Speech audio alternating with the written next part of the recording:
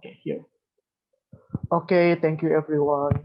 Welcome everyone to this week's Spar. Under the motion, this house we got the current trend of censoring on right-wing populism. For example, Trump from Twitter. We welcome the opening government prime minister to open the debate. Here. Hello, am I audible? Hi, yes, you are. Oh yeah, don't forget to state your POI preference also. Okay, I'm setting up my timer dulu.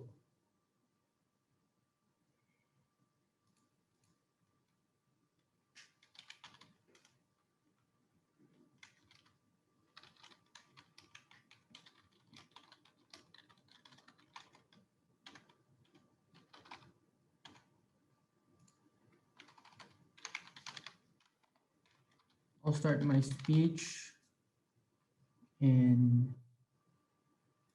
Oh yeah, by the way, POI preference on chat. I'll be looking at my chat once in a while. I'll start my speech in 3, 2, 1. Imagine a social media platform being a racist. The initiator of the BLM will never be initiated. They would ban all posts talking about the BLM. They would censor everything talking that, oh, whites are racist. We stand for a just society. We stand for a society that is able to think critically. We stand for a society that is able to process what you want to say and simply get the good bits of it, simply to know what is right and what is wrong, so proud to propose. So what is the right wing? When we're talking about the right wing, we're talking about the conservative, but in this current case, we're not simply talking about Twitter, but we're talking about all social media's platform. We think that in all social media's platform, there's no right for them to censor anything about what individuals want to say. So now, what is the current trend right now?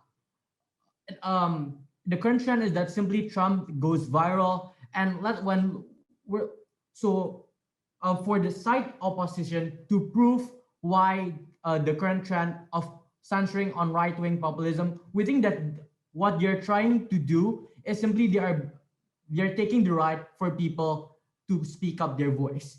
If they want to take this stand, we think that it is simply not fair for them to simply talk about banning or censoring the right-wing populism in the social media. We think they need to also justify why, for example, the act how China is doing right now, censoring everything that is everything going on with the COVID in their country, or even Jack Ma being captured, for instance, is still justified, not only to the extent of Trump. We think that in every individual, they have the same right to speak up their voice, even though Trump, yes, there's a lot of controversy about Trump, but you need to be able to explain why in other cases Twitter or any social media platform have the right to simply censor anything they want to say simply because they are the owner of that social media platform. But what will the bits of the opposition team be? What will their case be? They would simply state that, oh, when the case of Trump, they bring a huge negative impact until to the point it harms other people's life.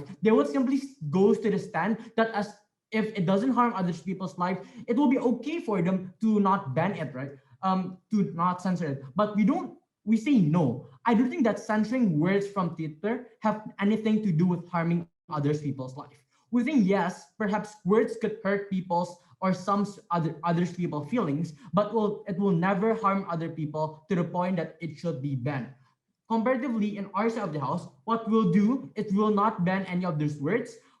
When there's someone that who ban those words, or when we are not allowing social media to censor any of those words, but if in the case of yes, it is proven on harming other people, we will just simply take them. We will simply just take them to court and all of those things, not simply censoring it on by the social media. We think that the social media have no right to censor all those things, especially on how it is a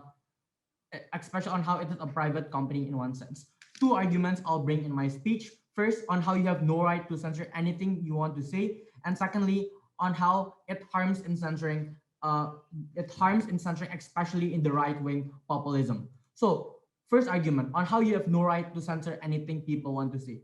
We think that exactly on how, especially on how it is Trump.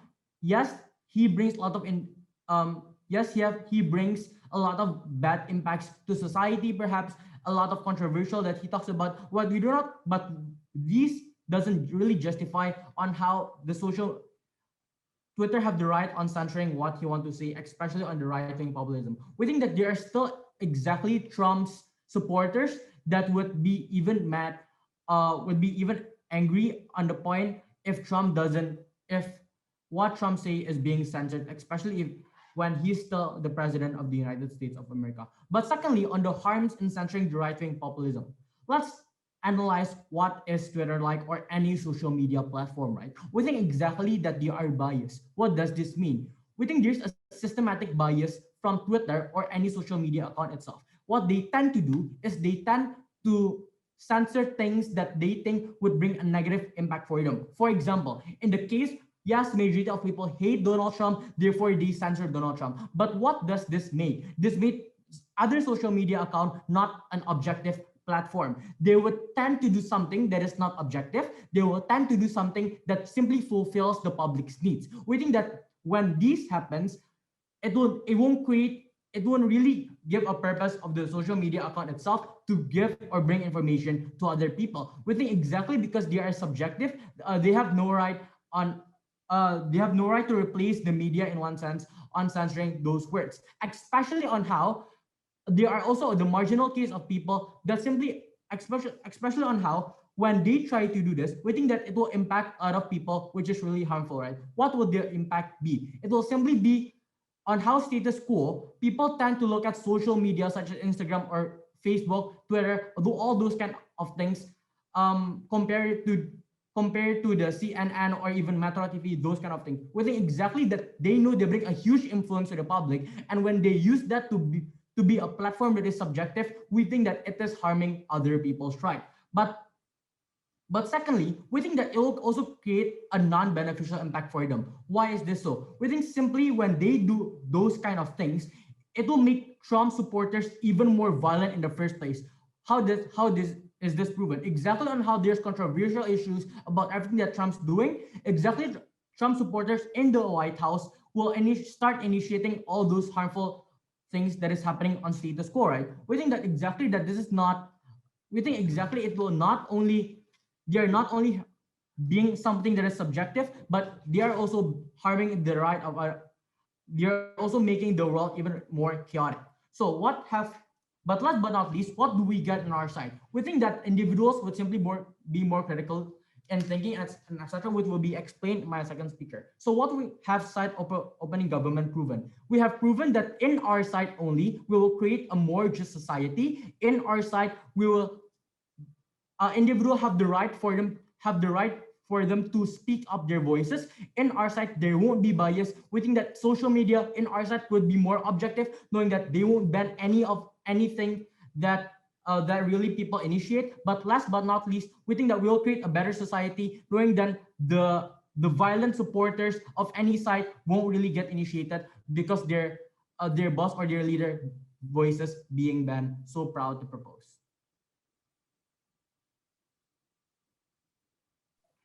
Okay, thank you for that speech. Now to open case of opposition, welcome leader of opposition here. Hello, am I audible? Yes, you are. Oh, okay. Hold on. Let me set up my timer. Okay. I'm gonna start in 3, 2, 1. Panels. Trump could have won the election if we actually censored his Twitter account. We think that this proves that people are starting to become progressive, right? On how, despite only being 5% difference, the fact that he's racist on Twitter and so on and so forth resulted in his loss. We think the moment when side of government does not acknowledge the other alternative, which is blocking, they lose this debate. Because we think their entire argument and their entire case runs on the premise that we are going to block his Twitter account, right? The difference between blocking and censoring is quite far, Mr. Speaker. And I'd like you to encourage thinking on that. So firstly, let's deal with the principle. Let's deal with their case, right? Firstly, on their idea on how BLM would never existed. Three responses for this. Firstly, we think that BLM would still exist, right? The reason why those people riot in the states, and those people go to the states, raising BLM banners, is not because people are getting racist on Twitter. It's because of George Floyd, on how people support the justification of George Floyd, not to be ignored, not because people are being racist that they initially started a movement. Because we think that in the vast majority of cases, people have been racist for a long time, right? We think that the case of BLM is much more to left-wing populism, and we're more than happy to support that. We're not going to censor it. We think that the kind of comments that we're going to censor are exactly the kind of comments that says that no, exactly the kind of comments like what Trump has said on how kung flu is from China and so on and so forth. We think that our stance is very different from OG, right? But secondly, why we're extremely more why their entire case does not run is simply because we think that we think that they took free will for granted, right, Mr. Speaker? We think that free will is justified only when it doesn't harm other people. The moment it harms other people, we think that we have the right to intervene. No matter how bad it will impact us, we have the right to intervene. So two things in my speech. Firstly, we're going to show you why it's ultimately more harmful for the politicians and and the people. And secondly, we're going to show you why censoring is the best method. What is our stance, right? Our stance is simple, Mr. Speaker. We want we're more than happy for discussions to happen in Twitter and so on and so forth. But the moment it becomes harmful towards our people is the moment where we intervene. But secondly, we're not blocking their Twitter account. We're gonna censor them. We're gonna censor every single comment that is racist from Trump or other politicians and so on and so forth. So moving on, why is it harmful, right? Because firstly, in the vast majority of cases, because we think that in the vast majority of cases, identity politics, we think that in the vast majority of cases, what makes people interested in politics is not just the policies that these politicians make, right? We think that identity politics plays a part. We think that the characteristics of that person is a part, right? We think that the reason what makes us not interested in politics, what makes us interested in politics is exactly those cases where for example, Joe Biden broke his leg while walking a dog, exactly on how a certain politician is involved in drugs, not when these politicians make good policies, right? But what does this tell you, right? That is to say that what happens in the vast majority of cases when we see a racist politician is that we're most likely not going to vote for them, on how no matter how good their policies are, we're most likely going to ignore them because their characteristics are prior towards the policies they make. But secondly, we think that in the vast majority of cases, there are far more people right now that are more progressive, right? This is exactly the reason why Joe Biden and Kamala Harris won. Why they would rather pick a minority instead of a racist president. We think that this proves to you that the fact that if you start being racist in Twitter, for example, that you are more likely not going to be voted anymore.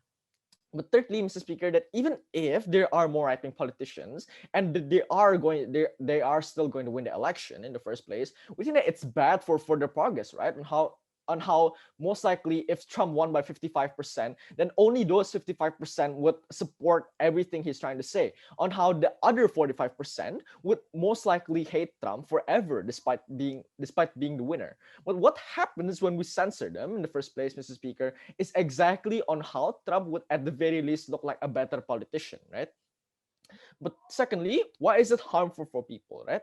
Because we think that in the vast majority of cases, that every time Trump makes a comment on COVID-19, people start on how COVID-19 is kung flu and so on and so forth. It leads to more racism, right, Mr. Speaker? And certainly racism isn't a thing that should be justified even by opening government, no matter how desperate they are.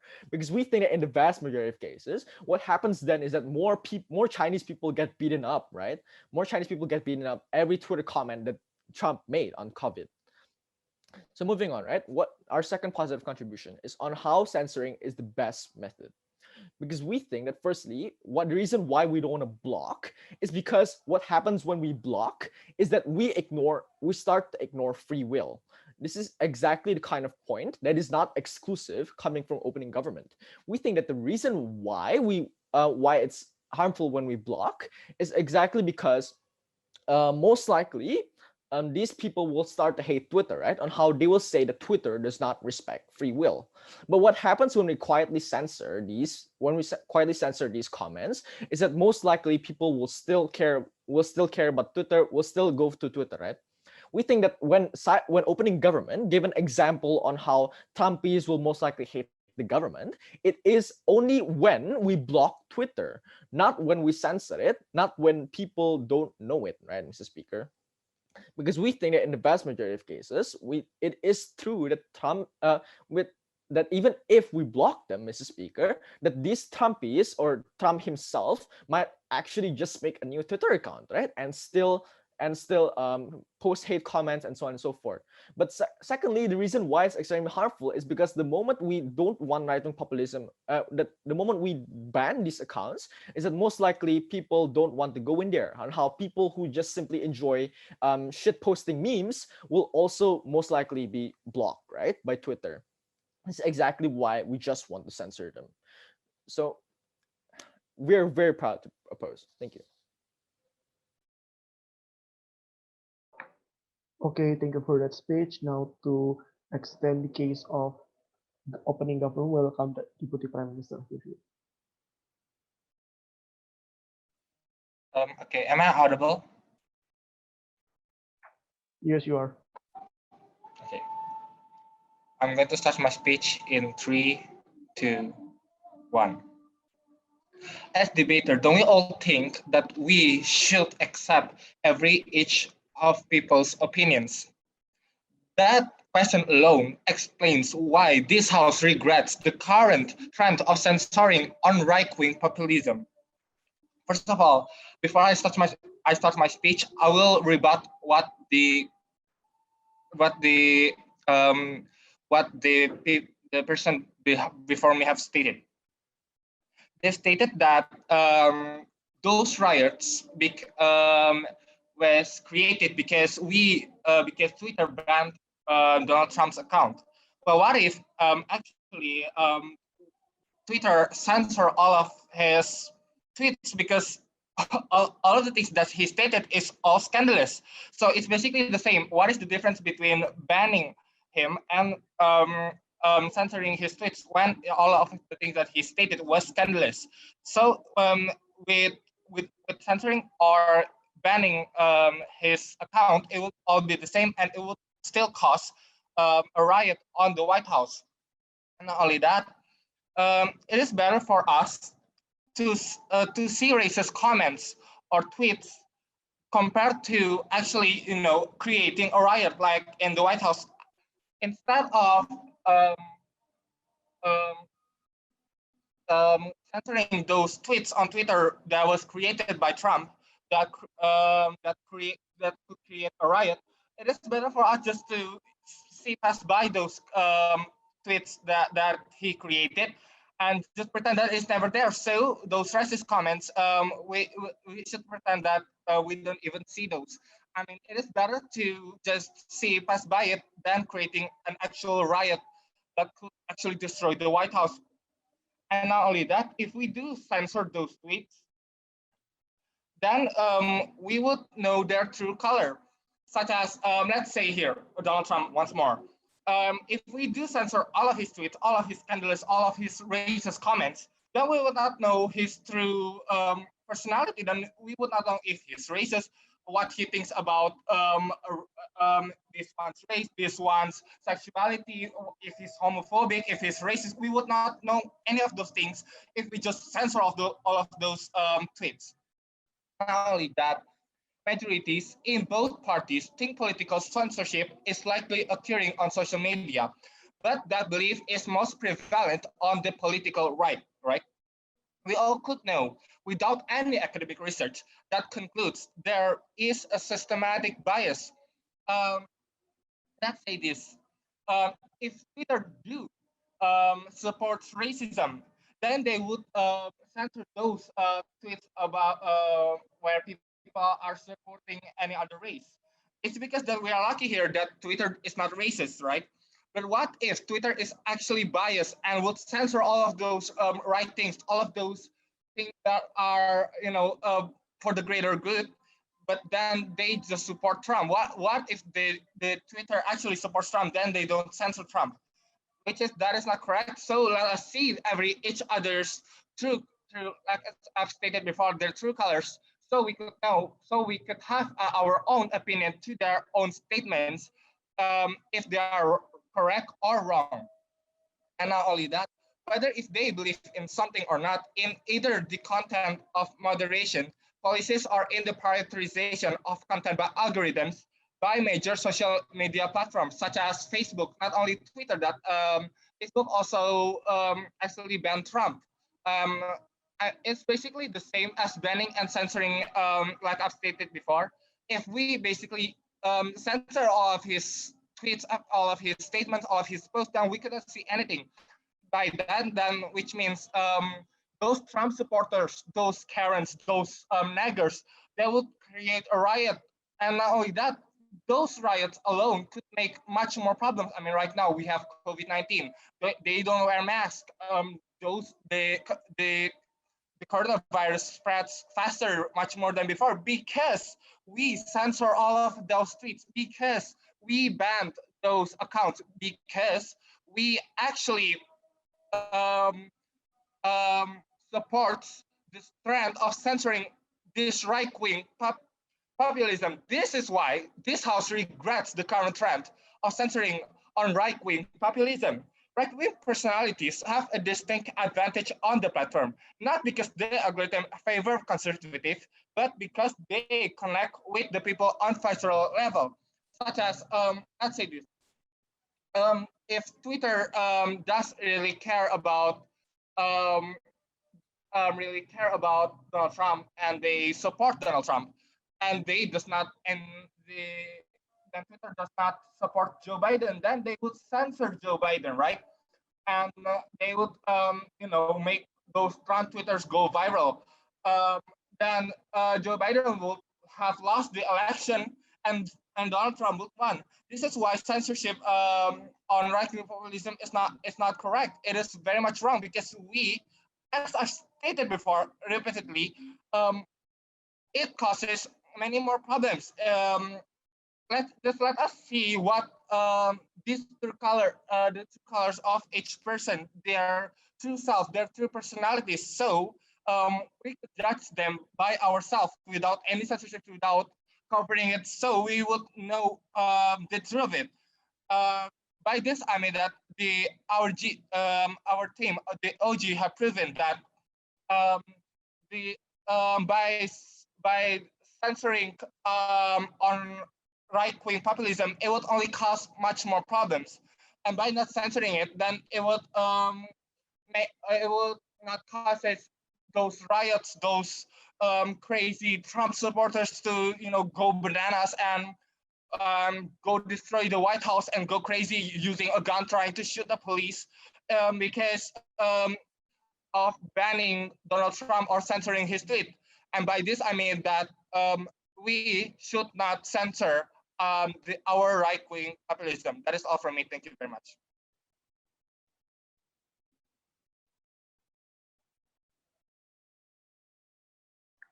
Okay, thank you for that speech. Now to close the opening debate and welcome Deputy Leader of Opposition here.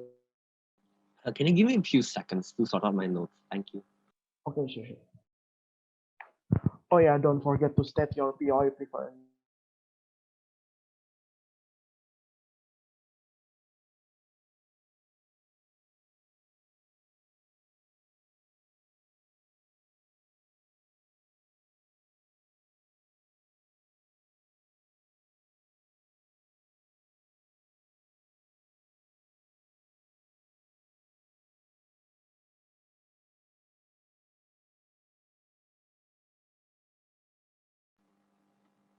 Okay, am I audible? Hello. Hi, yes, you are. Okay. My PR preference is just to unmute yourself because I won't be checking through chats. I have my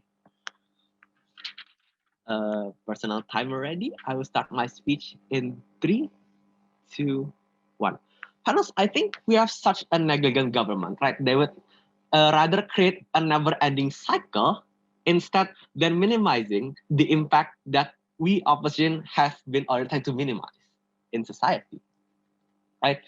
Before continuing to my rebuttals, I would like to clarify something. I think we think that the question in this debate is not whether or not racist comments are good or bad, right? We think that any good government would totally not support racism. So the question is whether or not we should ban the account or simply censor them, right? Uh, when opening government says that their right to ban is because simply they honor free will and they don't want to censor them, we think that when you ban them, that is worse than just simply censoring them. When you ban them, you simply create a never-ending cycle, a never-ending pattern of algorithm in social media, right? When you ban something that people like to say, when you ban the term black, it means that simply people can just delete their account that is banned and just create another new account that's with no identity, no information whatsoever, which they can publicly state whatever they want,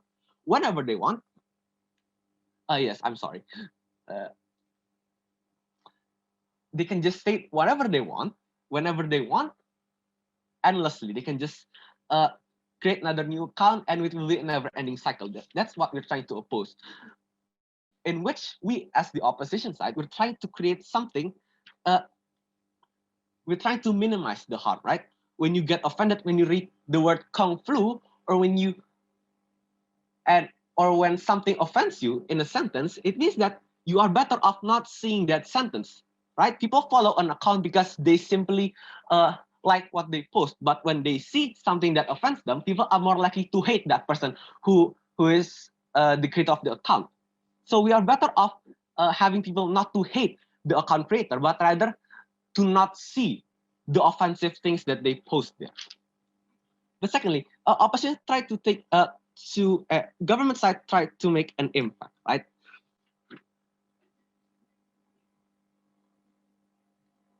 When they say that people can simply see the true colors of the politicians, we think that identity politics plays a part here, right? My first speaker actually stated that. So when people look at social media, they're more likely to read social media rather than newspapers. So when they see something, when they see the true colors of a politician, they see the true colors of Trump, they are more likely to not vote for Trump because Trump has a bad reputation. People see that Trump has repeatedly created tensions over with North Korea and China, or maybe Trump insulted the Muslim people, or maybe the Chinese people.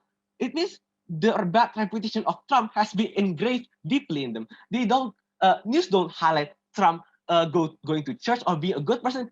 News highlight Trump creating tensions and problems in society. That's why people have a bad reputation. That's why Trump lost over to Joe Biden, who have a significantly better reputation than him. That's why we think identity politics plays a part here, because people won't see the policy that the policymaker makes. They just simply see if the policymaker is a good person or not, because people think if the policymaker is a good person, that the policy that he makes is automatically populist and is good for them. We think that the harm inside government isn't exclusive. Like they said, Twitter would get a bad reputation. We think that exactly what happens when you ban accounts is you will get a bad reputation. We think that simply Twitter would be hated because you limit their free will. right? That's their mechanism. That's the mechanism I'm trying to tackle, right? Government never gave any chance or any actual mechanism of how they're going to do this, whether they're going to instantly ban whether offensive comment emerges, or they're going to give warning before banning them. They're not. They haven't explained to you why people that don't have the right to exercise their free will. Uh, no, thank you. People don't explain to you how free will plays a part. They say that they respect free will, but at the same time, uh, they just instantly remove your free will once you make an offensive comment that maybe you don't mean at all.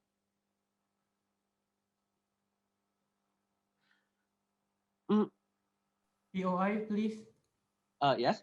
We can see it on our side. Trump supporters are perhaps would move to Joe Biden, but we're okay with that. This debate isn't about winning Trump, but about having a just society. How do you justify this? Well, I don't see you justifying why you can instantly remove someone's free will just because simply they say an offensive comment that maybe they don't mean at all, or maybe they say something that is not offensive to them, but rather offensive to someone else. You don't explain to them why this is offensive. You just simply ban them, and they just simply repeat that cycle over and over again, right? When we create a just society, it means we limit people. We respect people's feeling. We respect how they feel. We understand how they feel when they read the Chinese people are the virus. Chinese people bringing the virus to U.S. rather than the virus coming from China. That's a different wording. Different wording means a different understanding. We say when you limit someone's free will, it means you simply don't care about how they feel, while we cater for their feelings. Uh, so,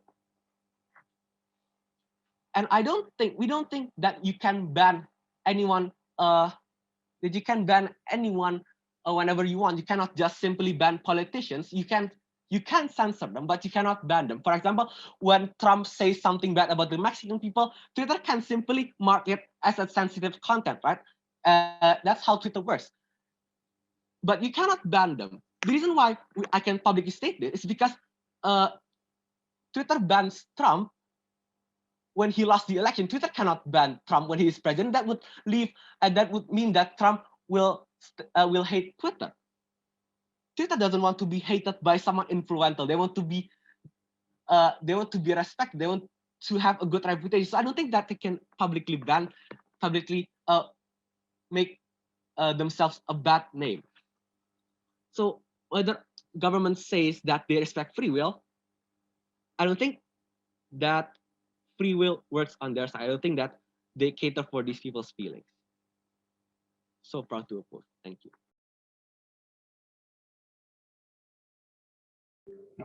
Okay, thank you for that speech. Now to open the closing government closing debate, welcome member of government here. Yes, give me some moment. Bentar.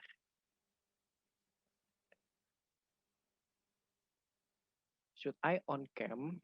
Gak usah lah ya guys. Aku malu. Up to you, Omar. Okay, wait. Oh, uh, I don't have any specific gender pronouns. My preferred POI method is through chat. I will as much as I can or as good as I can to take POIs, but I cannot promise. Okay, I got my timer. I'm going to sebentar.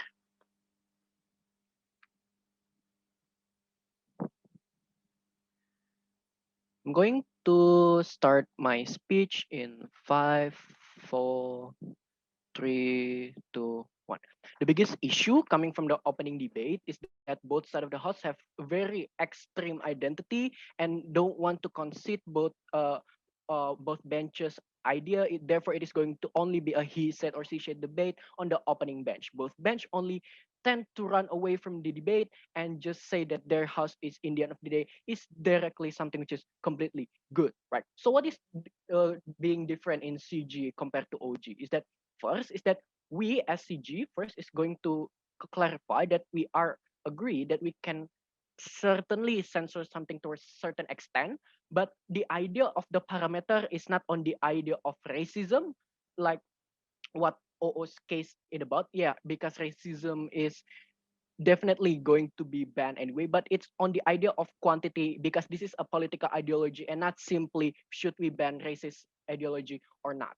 Because we think this right-wing ideology also has many followers in the end of the ladies and gentlemen, and we say in CG we are going to bring exclusive contributive on the impacts towards right-wing ideology and left-wing ideology and the followers, and also how in the end of the day this trend is going to create a bad political atmosphere in the end of the day, because I don't think it is being brought up on the opening debate at all, right? So moving on, I would like to give several I would like to point out the biggest mistake coming from opening opposition is that their their parameter of banning someone is that if this ideology is going to be completely racist. Look, they need, if their parameter is exactly going to be like this, they need to explain to us why in the end of the day, right-wing ideology is exactly identified with racism in the end of the ladies and gentlemen. Because I think on the idea of racism is not on the idea of political ideology, it is just on the idea you being a bad person anyway, right? But moreover is that we here, simple clarification, we are not going to ban on censorship, we're not going to censor censorship because basically it is already censored anyway in the current status quo, is that we are not going to support the trend of censoring right-wing populism in the end of the day, ladies and gentlemen, because it's just going to escalate the situation furthermore. And moreover, opening opposition told us that they want to stop the cycle, right? Because they see this something which is completely perceived as something which is offensive, but that rebuttal is going to be intertwined in my argument. So first of all, I would like to do a massive clarification or characterization what this ideology it looks like, right? Basically, an ideology, what populism ideology looks like, is that it pits virtuous ordinary masses against a corrupt elites, and these corrupt elites can be consist of left or right wing.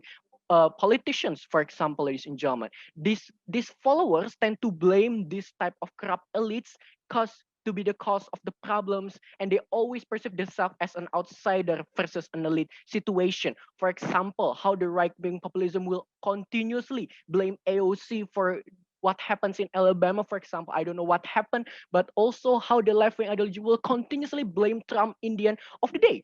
This is exact, and well, moreover, the right-wing populism, they tends to support anti-immigration, anti-foreign, and so on and so forth. So why in the end of the day it is going to be that bad, right?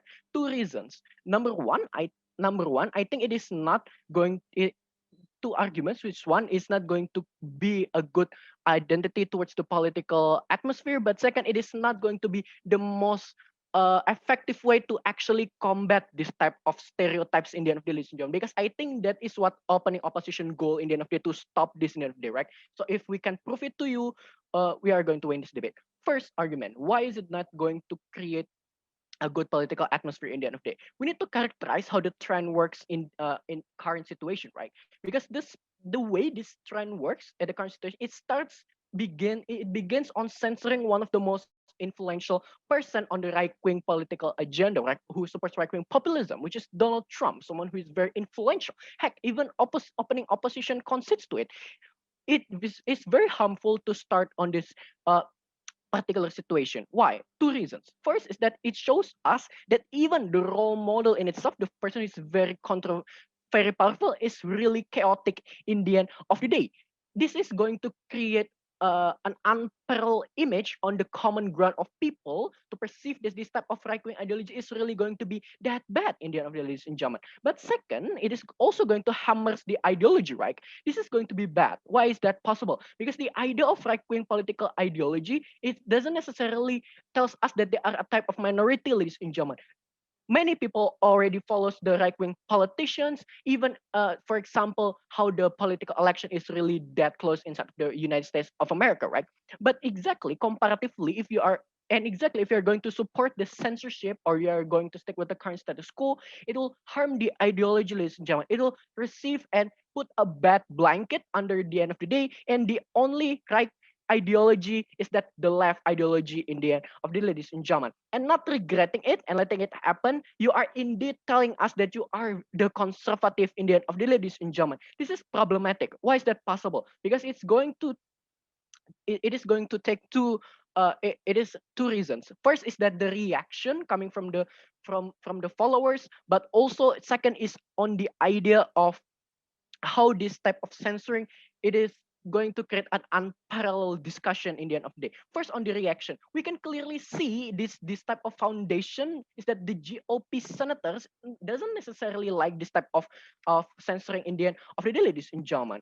Which is why, if we actually going to support the trend in the end of the day, we are going to justify them as someone who is very hateful, as someone who is very bad in the end of the day, ladies and gentlemen. This is not going to be good. Why? Because in the end of the day, if the whole parliament or the whole society perceive right-wing ideology as something which is left out, it is going to create a hateful environment in the ladies and gentlemen. Because it is simply you cannot see someone who is very good in the end of the day. But second, on the idea of followers, we can clearly see that the followers is exactly storming the capital. And if you are going to censor them in the end of the day, the logical thing they're going to do is probably going to storm them anyway. Why? Because they have more reasons to be more extreme in the end of the day, ladies and gentlemen.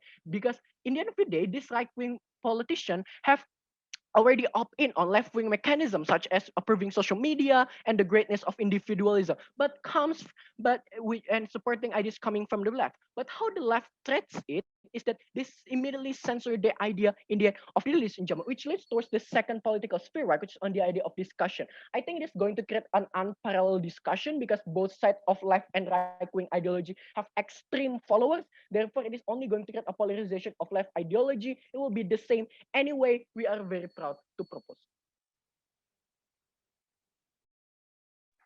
Okay, wait a second. Yeah, I need to.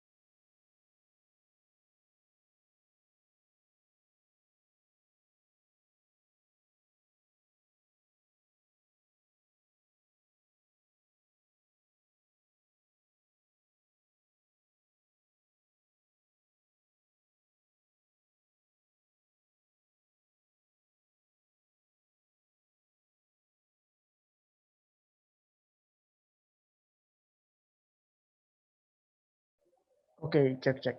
Okay, thank you for that speech. Now to open the case from posting opposition, we will welcome member of opposition. Thank you. Am I audible? Hi, yes, you are. Is it too noisy here? Yeah, but it's fine. I can feel it. Oh, okay. If you have any POI, please just directly unmute yourself because I will not recheck. Please wait a while. I'm gonna set my timer.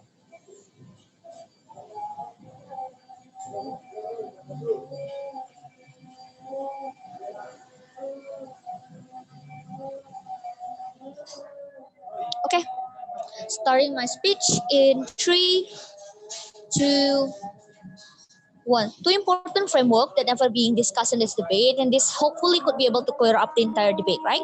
Number one, within that there is a very unclear context in the debate because everyone is just throwing a burden of proof in which that they say that this is unfair and that this is not defending the idea of freedom of expression. Within that the contextualization given by opening government in which we need to be able to defend the context of China is not necessarily something that should be defended, given the fact that in this debate, the most important burden is how you could be able to tell us that whether or not that regretting or supporting the motion will have a further and further or harm benefit implication and debate in which within that the debate should operate on a fair democratic context. Number two, within that this debate is not directly about entirely just allowing the existing leftist ideology. Within that we don't ban all conservative perspective, which is the clear misunderstanding because there's no distinction between conservatism and also the rightist progression, the rightist populist idea, but within that specifically, this debate should operate on right-wing populism, right? Within that, the way that the regret should look like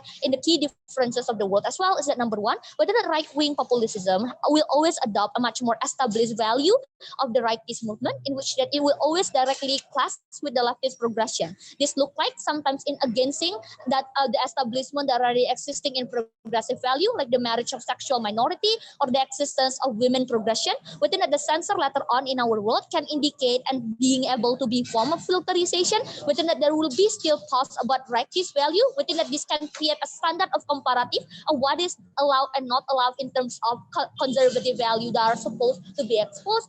Within that, that doesn't get any kind of response from the entire government, but we are more than happy to be able to censor any pause from the right-wing populism, which is failed being extended by opening opposition due to their inconsistency of blocking and censorship. Within that, in that particular sense, OG also suffer from the same kind of inconsistency. Therefore, we don't get how is the benefit can be materialized at the end of the day. But government at the end of the day has to defend a full access of freedom of expression, even though at the expenses of less effectivity to push leftist value. That is to say, we would be able to make a more engaging of minority value, right? The problem of the entire government, especially causing government in here, is that at some point, causing government agree to some certain extent that the majority of people are adopting this particular right-wing populism, but they also at the same time would want full access of discussion toward left and right in the same way. We don't think that this in that particular sense work, but then realistically speaking, the idea and the concession of how majority adopt this and how it being adopted by a powerful stakeholder like even president like Donald Trump indicate to some certain extent that minority like Afro-American, for example, have less bargaining power in that particular social media platform, indicate as well why the trend are starting in the very first place. One rebuttal to the entire government side of the house, right? Basically, they talk about the idea of censorship as being unjust in here. Within that in itself, within that censorship is not something that is so uncommon. Within that is basic conduct of social media company. Within that we censor a lot of things in current status quo, like extremist posts that indicate ISIS, for example, or violent content, or even nudity as an expression is also being censored. Within the existence and the way that media operated is only on the framework of how that a certain content can be provocative or triggering in some particular sense. Within the standardization and parameter on government side of the house does not stand in this debate because the parameter of number is never the indication. But this two parameter is the much more larger and much more realistic indication of why censored is something that you should do. Therefore, within the principle of being unjust in opening government also doesn't stand. I'm going to extend how is that the censor of inherent function. Therefore, we are going to fully support this in closing opposition. So, one contribution and content in this debate, the contextualization of the current right-wing populism. Notice that the entire benefit and harm in the debate never really materialized because none of the debate can be able to characterize correctly how is the current dynamic of right-wing populism and whether that this particular right-wing populism has harm in this debate, right? The government say that this is something that needs to be defended, given the fact that number one, this is a form of rights, a value that are held by a lot of people. But number two, there's going to be harm toward precaution of, not allowing this in social media, particularly by censoring. Why this is not true? Number one, within the existence of right is contingent toward whether or not that it is harmful. Within the nature of right-wing populism, always contingent to the nature of it that are always anti-establishment. That is to say, within that is always anti the establishment toward the existence of how the established value of left. Like for example, right? They view left progress as an elitist, and they ask for elitist as a way for them that are threatening toward the culture and the value that want to be proposed by this particular right-wing populism. That's to say, within the elitist idea of CG, most of the time indicated toward minority that have a certain accessibility to do abortion, or how they could be able to, progress a certain culture that are anti-rightist. Within that, it manifests toward direct classes with major left establishment value. Most of the time, that is to say, defending minority like BLM or women progression. Within that, in that particular regard, there is a clear distinction of it because the right-wing progression is always defending majority that already have full accessibility to protection. While, for example, most of the time, the progress of left establishments is always defending minority that are most of the time very vulnerable and doesn't have that particular platform. That is to say, on second level, in nature, it's always provocative. That is to say that the dynamic that existing in social media all the time is always triggering action in real life and also recruiting possible alliances, right? But even if it's not explicit, anti-progressive, within that implicity and toleration to it is harmful because the right-wing progression is always attached and uses as a shield from the far-right extremists, like the UK anti-Semitism, that are always using this in a way to tolerate the value as a valid political value, or US white supremacy that utilizes the idea of this name as a way for them to get away not being racist, for example, right? The harm of this is that the harm of not censoring is that it extends toward the validation of it as a legitimate political value on contrary of censorship, which will allow a more invalidation and message shift is not appropriate and harmful, therefore it should not be tolerated, but it also could be used as a way for us to limit the platform to be able to grow bigger, to prevent accessibility of it, and at the end of the day, prevent exposure toward minority. We think that to some certain degree, minority has always undermined toward the struggle because of the existence of it, in which that, for example, Trump, that are defending white supremacy as a way for it to not sound racist and saying that BLM movement are racist, for example, attacking white supremacy movement, right? That is to say that if government only want to defend the threat of it by saying that it will trigger more oppression, within that the rally on the street against masks during COVID access long before censorship plan exists, the government burden is that why censor will equal with no rally at all, right? Because the capital rally is also the result of the late censorship that impact toward provocation from the white extremists. But even if it later on going to trigger it, within that the threat of it is that we're going to have a better ability to capture this, because at least it doesn't exist in social media platform that can be exposed by the majority of the people, more than proud to be able to oppose in this debate.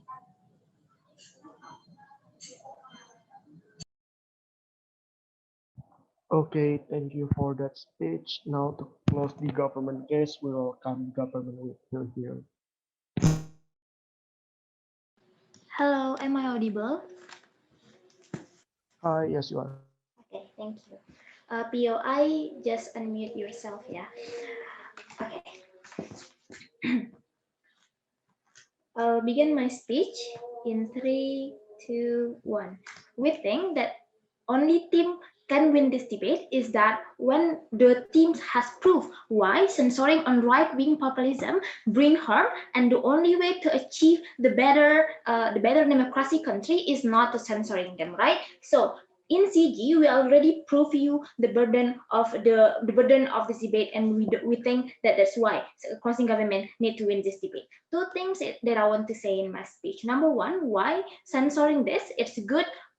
Why the current trend of censoring this right-wing populism is not good. Secondly, how the discussion would look like, and so on. So going to the first one, right? It's good. Why it's not good to censoring a right-wing populism? My partner have told you in the bigger picture. At the end of the day, why at the end, if we censor this, it can disrupt the wing ideology, the political ideology of right wing in itself. My partner have told you at the end of the day, it did not create good atmosphere and so on and so forth, right? Why so? Because if we do the discussion, it means that we need everyone has joined the discussion also. We cannot just, not allow some people to join the discussion and anything. And I want to question this to all opposition benches, is that what is the parameter of censorship, right? Because every people perceive the tweet, for example, is different way. The meaning of tweet of certain people, maybe it's so bad, maybe it's also good to the people. So exactly in closing government, we show you how exactly at the end, even the racist tweet from Trump, for example, or many things that he did in his account. First, it directly tell them that they are the root of the problem. Because notice, even CEO says when we not censoring this, it's more oppression. We still not agree with that. Why? Because notice how even when Trump do something, tweet something bad, for example, there is a lot of discussion. There is a lot of people under the tweet who also tell that you are the problem. We think that the censor this, it means that the discussion would not happen, and this particular right-wing populism cannot realize that they did something wrong, for example. But second, we also that give them a realization of part of elite and so on, right? it shows you how at the end, if we not censor, or if we censoring this, it disrupt the discussion that must be accessed in democracy country. Because at the end of the day, the only people who left in the discussion, who the only left people, it shows you it is disrupt the political ideology, like my partner have told you, and we cannot create the better society at the end of the day, right? Going to the second thing, the discussion. We think that it is harming by people on the ground. Why the discussion and social media is important, right? Because the problem cannot in order, like I've told you before, in order to have a good discussion, you need to see everyone on the table, even if they are not, they tell something bad. For example, we can do like telling them that is bad, for example, in that discussion. We think by censoring this is not fair for them. We are not defend like right wing populism who say racist, because we think that they also have discussion under their tweet, but the problem cannot get access with the censorship, right? It means that in the side of the house, when I for example, me, for example, I want to join this discussion because of labeling I'm the right wing populism, so I will not allow to join. It is not fair, and we don't think it is something that we could stand into this debate. So in the side of the house, they need to prove to you how no, thank you. In the side of the house, they need to prove to you why creating a bad discussion at the end of the day can create the more the more democracy, and we don't think they never prove, right? So moreover, we also argue that at the end the discussion is important, right? Because it can create in democracy country, it can create a good atmosphere, like my partner have told you. Because if we are talking like corrupt elite and so on, it's not depends only one people, like only Trump, because the left and wings also have, the corrupt elite under the house. It shows how exactly the censoring only on right wing populism is so unfair and creating bad discussion. Therefore, we think that CG provide you why at the end censoring this can disrupt the right wing populism, and why we creating the more good discussion. I think we proud to propose.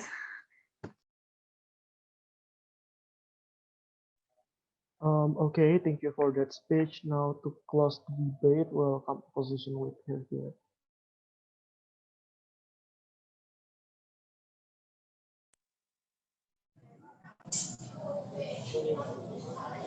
Pass, am I audible? Hi, yes, you are. Oh, all right. Same, if you want to POI me, please just unmute yourself, and I'm gonna set my timer first.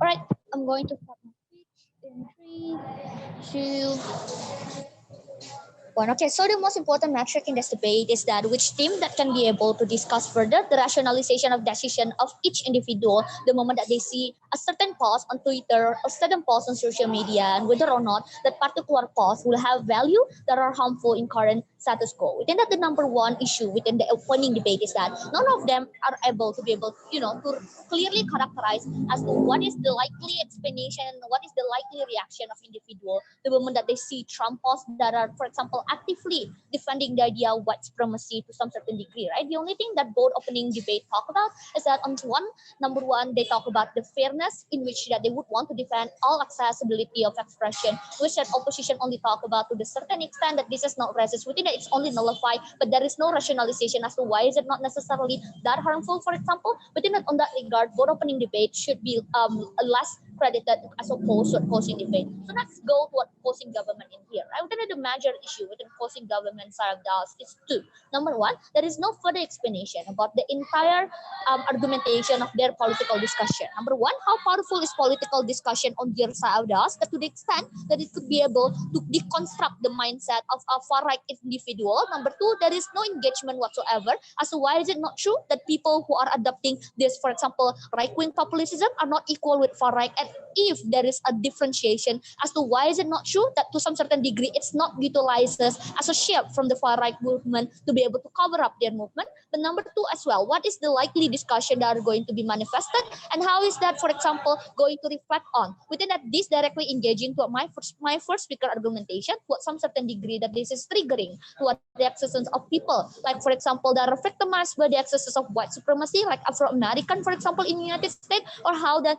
particular people will have less power to be able to against this particular narrative that are existing from a powerful cause that are also agreed by the opposing government. This indicate to some certain degree their benefit are very backlashing toward their own characterization in that particular regard, right? Therefore, within that, none of the other team could be able to materialize the benefit and harm on their side of the house. One extension in this debate, right? Basically, how is that the invalidation and how it be perceived at the end of the day, all the rebuttal are going to be integrated in my speeches. So first of all, how is the practical assessment of society at large and how it look like? But then the number one thing, how the pause will be assessed by people who are adopting this particular a certain movement.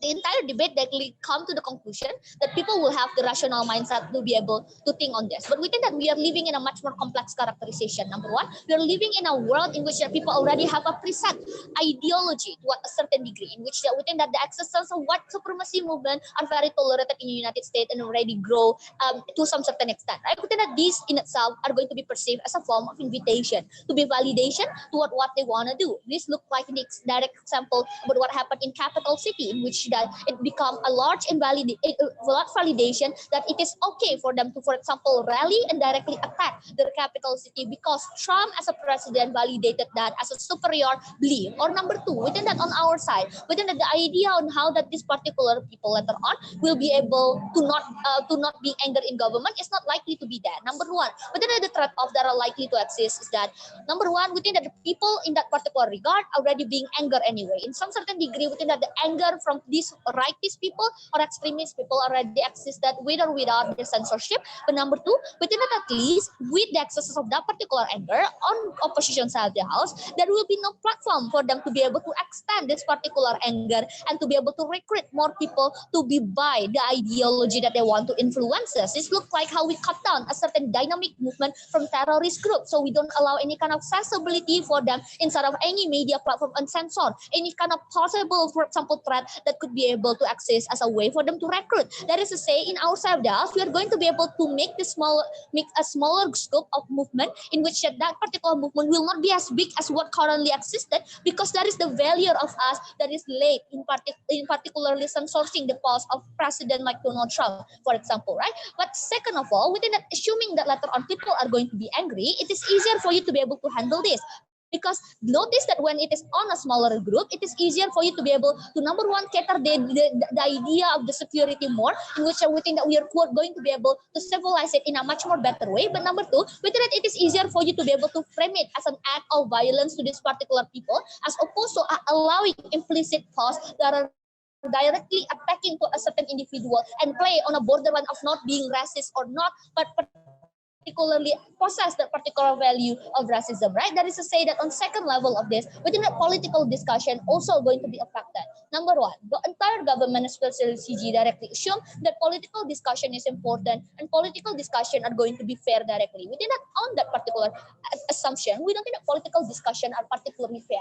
Notice that understanding what is the value of fairness is when both sides of the house have equal ability to, for example, express themselves. But number two, when both of the house have equal ability to not getting harmed from that failure of accessing that particular platform, within that these two things are not accessible to what minority to some certain extent and people who are adopting a left establishment of value, right? In which they're most of the time they are much more minor in number or they're much more minor in power of representation, but to the certain degree, the trade-off that they will get the moment that they fail to be able to represent themselves on that platform is much more bigger, because the trade-off that they will get is that the value of being able to fulfill the security and the value of them to be able to have a certain accessibility of being at peace, for example, right? That is to say that within the trade-off of righteous people not being able to express their extremist value is not as important as people who are already traumatized with the value of racism that are exposed by the information of a white racist movement in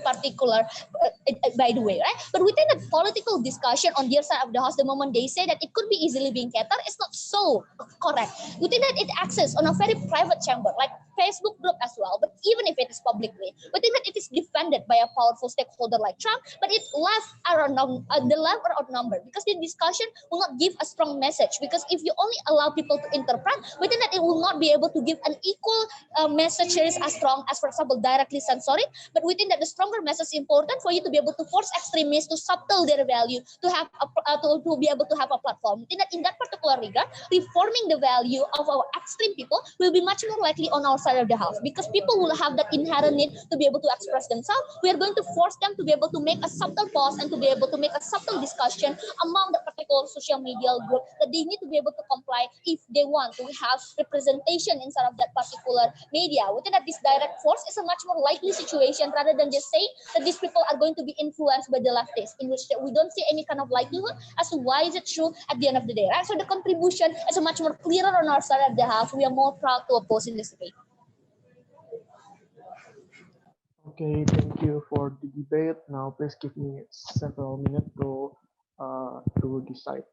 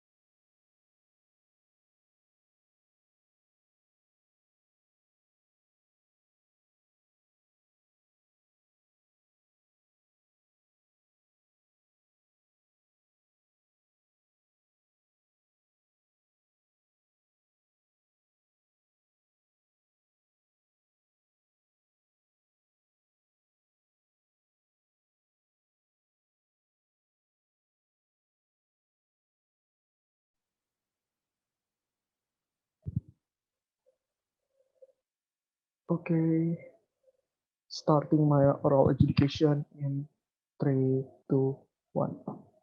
So I will directly go into my decision. So after a long reasoning with myself, I give this debate a closing debate, with the first goes to the closing opposition, second goes to closing government, third goes to opening government, and lastly it goes to opening opposition. Okay, why do I choose closing debate compared to the opening debate? Because you need to understand that inside closing debate there are closing highlight a more important point in this debate that they need to prove. Number one, the reaction of this censorship that will happen under both their side of the house, in which closing government explain how it will create spark this kind of discussion and all this kind of thing, while in the closing opposition they explain to you that direction of the people without existing this censorship is going to be harmful and it's attacking the minority. Not only that, number two, also there are confession inside the closing debate that I cannot really see in the opening debate based on the idea of the censorship. And lastly, I think in terms of engagement, I think closing has a better direct engagement on both sides of the word. Like, okay, what happened in the opening debate like compared to the closing debate? I think what happened in the opening debate, especially pointed out by both the closing government and closing opposition, is that number one, how there are extreme interpretation of each word without actually concession about the idea of censorship, in which OGs explain to you that, oh, they want a just society where everyone is not censored, and opening opposition talking to you about how the censorship is still necessary. Like, not only that, they're also throwing burden on each other without actually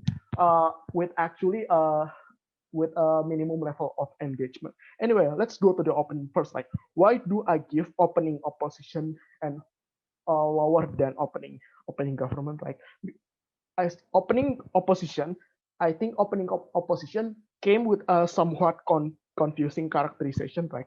They talk to you about how it's okay for you to limit free will if it's harming the people.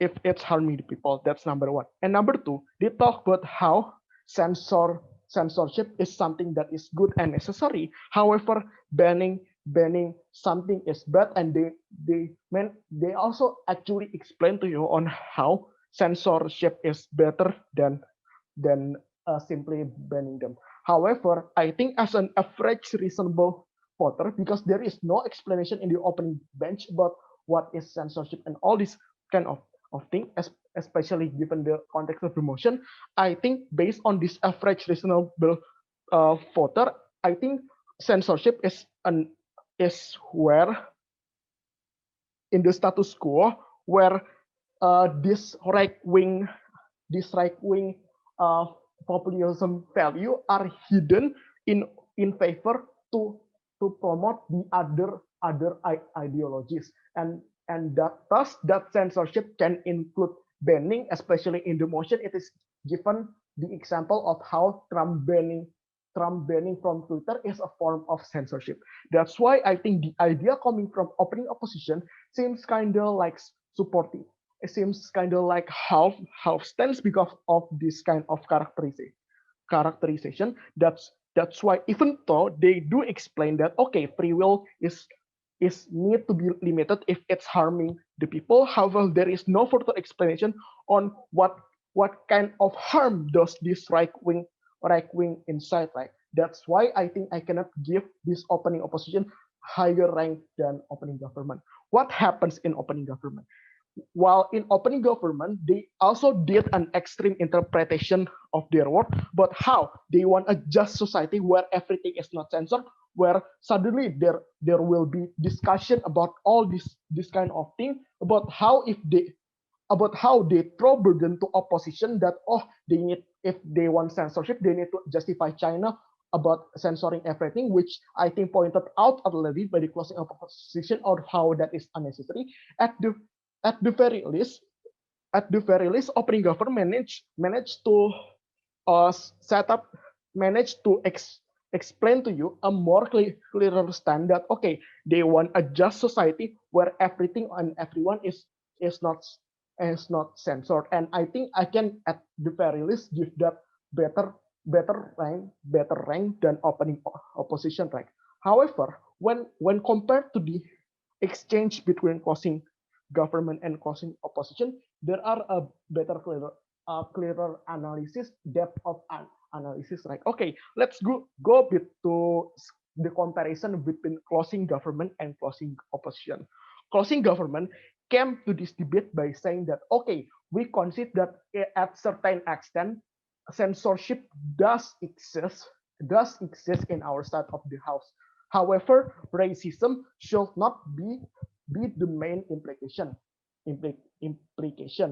There should be no censorship on their side of the house, because in their side of the house, this act of censoring right-wing populism will only cause all this kind of bad discussion, uh, all of this bad discussion, because in their sort of house they managed to actually explain why, if this censorship does not exist in the very first place, there will be more discussion that is triggered, and they did explain the likelihood of this discussion actually happening, and how this censorship will hamper people from joining from this kind of discourse and this kind of censorship. However, unfortunately, they never explain to you how would this discussion will trigger in the very first place, especially when they never explain to you. They did explain to you what right wing is an anti-immigrant and all this kind of thing. That, however, they never explain what is the result of this discussion, why this discussion will somewhat beneficial for all the political actors, especially when pointed out by the closing opposition on how right wing has an elitist value that is anti-immigrant, anti anti-Semitism, and all these kind of thing that actually attacking the minority. And because of how these right wing people are coming from the context of a privilege, the discussion that exists inside closing government will not be that beneficial for the minority. That's why in this point I give the winning to the closing opposition. Not only that, closing opposition managed to clear up the debate by explaining to you how the idea of censorship is still necessary because of how these right wing value are attacking the idea of are attacking the minority and attacking all these kind of people because at the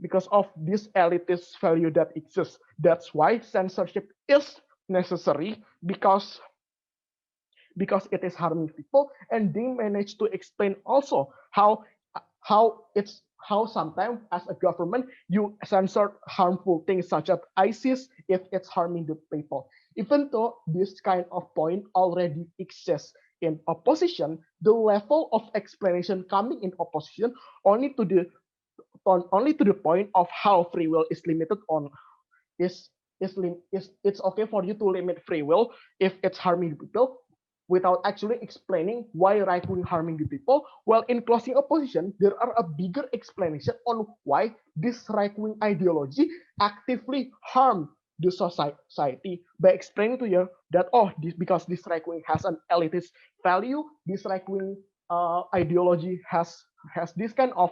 anti-minority. That's why censorship is necessary. That's why for this point I give the closing opposition the first. If you have any further question, you can like chat me here or through WA or whatever. Anyway, thank you. Thanks, Kak. Thanks, guys, for the debate. Thank you, Thank Kak. you, Thank you, Sam. guys. Semuanya. Thank you, Sam. Thank you, Kak. Thank you for joining this part. See you next week ya.